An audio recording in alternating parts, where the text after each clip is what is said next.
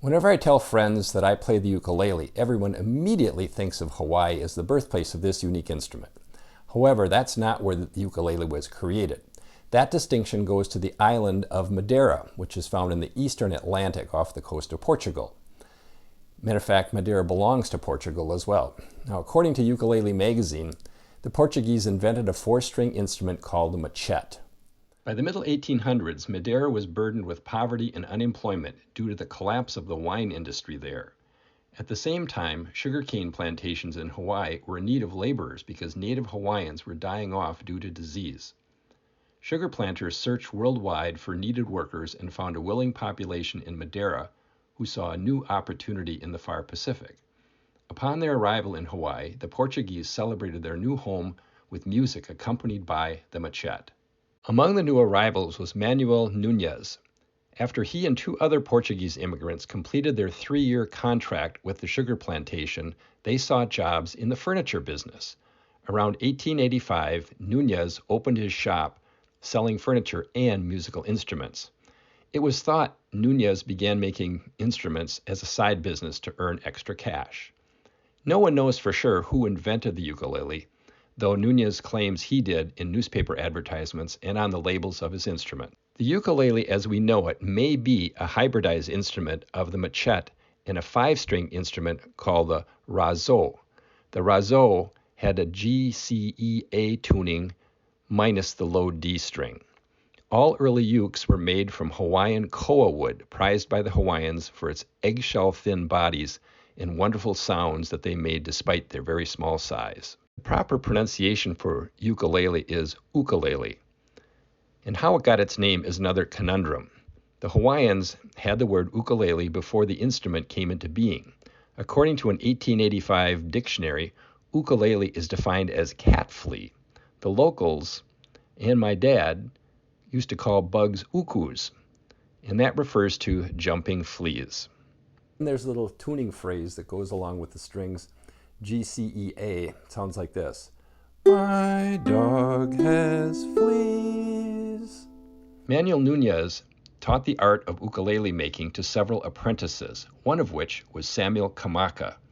Kamaka opened his own shop in 1916 in Honolulu. Today, Kamaka ukuleles are considered the gold standard of ukes. They are still making handcrafted ukuleles in Hawaii to this very day.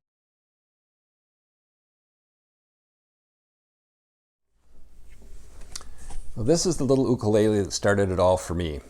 This was my dad's, and it was in our home as long as I can remember. That's because my mom got it for my dad when they lived in Hawaii in the late 40s, early 50s. And so it's literally been in my family my entire life. And this one happens to be a Kamaka, which again is the gold standard of ukuleles. It was made, I believe, in the 1920s based on some research that I've done. And that is because of this pineapple decal on the headstock. And then in the sound hole, there's a label in there. And based on the style of the label and the style of the decal, this dates probably from the 1920s, which also means that this was handcrafted by none other than Samuel Kamaka Jr., who was the son of Samuel Kamaka, who was the apprentice of Manuel Nunez, who was one of the original Portuguese immigrants to Hawaii that brought the machete and eventually created the ukulele there too. So it has quite a bit of provenance to it as well. So again, 100% koa. It does have these wooden tuning pegs, which are a bit of an issue. It tends to go in and out of tune pretty quickly and easily. And it's hard to get exactly pitched the way you want it. So let's just take a little listen and see what this one sounds like.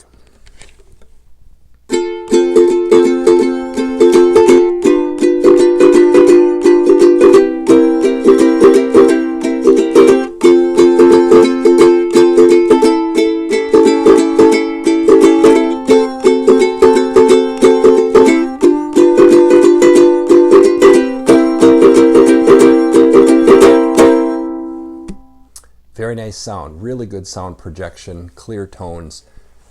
The Soprano Ukulele by Kamaka.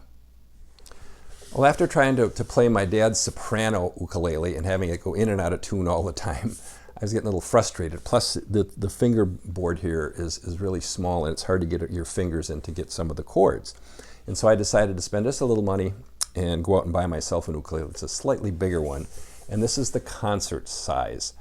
As you can see, it's a little bit taller than the soprano.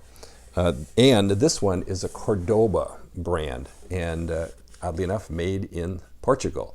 At the time, I didn't realize that ukuleles were invented by the Portuguese, so that's kind of a recent revelation to me.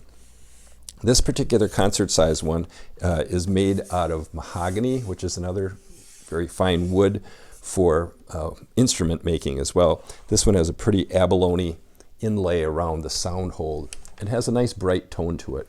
So it sounds like this.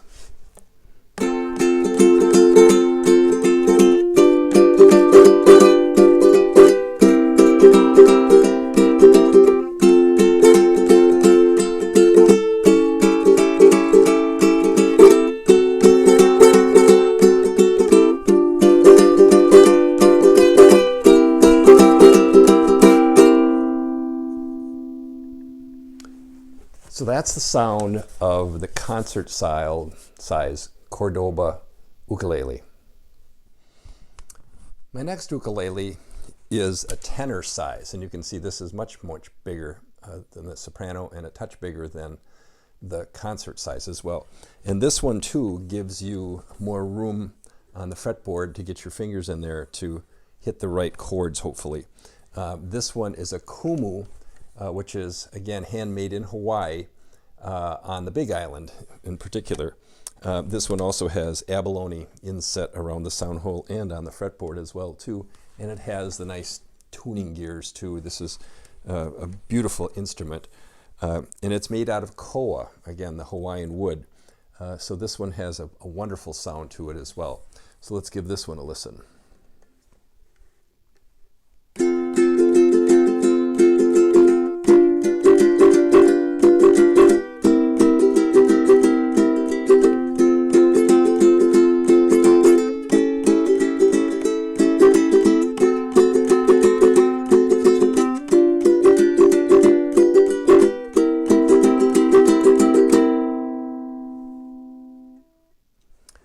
So there we have the tenor, a little bit bigger sound, a little bit richer sound, good sound projection as well to the kumu ukulele.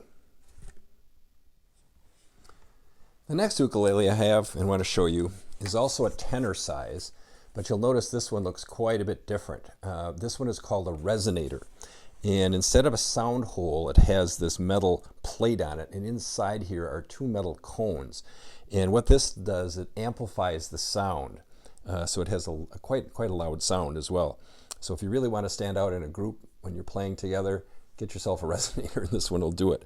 This one is also made out of mahogany. It's a beautiful, beautiful instrument. The back side has a little bit of a bow to it compared to the other ones, which are perfectly flat, and that again is to give it this different sound. The tuning gears, again, are the geared tuning gears, which makes it really easy to tune. This one is made by Soundsmith in Bend, Oregon. So this is an American-made mahogany tenor resonator. So let's give this one a listen.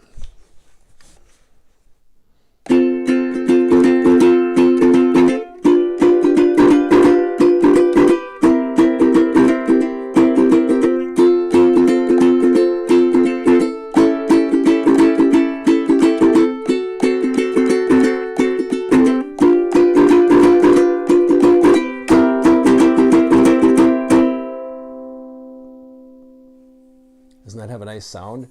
This one has a folksy sound to it, similar to a dobro. And so this is more of a folk instrument as well too. But this is the tenor resonator by Soundsmith. Well, finally, here is the last of my ukuleles. This one is a baritone, and you can see it's significantly larger than the other ones. Typically, ukulele like this comes with a couple of metal strings on here too, and it's tuned differently than a typical ukulele. You have to learn different chords. I wasn't willing to do that, so I had it restrung to the GCEA tuning of a regular ukulele. This one has a nice sound to it too. It sounds a little more guitar-like. The wood is made of sapele, which is an African mahogany wood. This one, the brand is Luhanu, which I found is a Canadian company, but they have a lot of their manufacturing done in China. But it is a Canadian company. And so let's give this one a little bit of a listen too.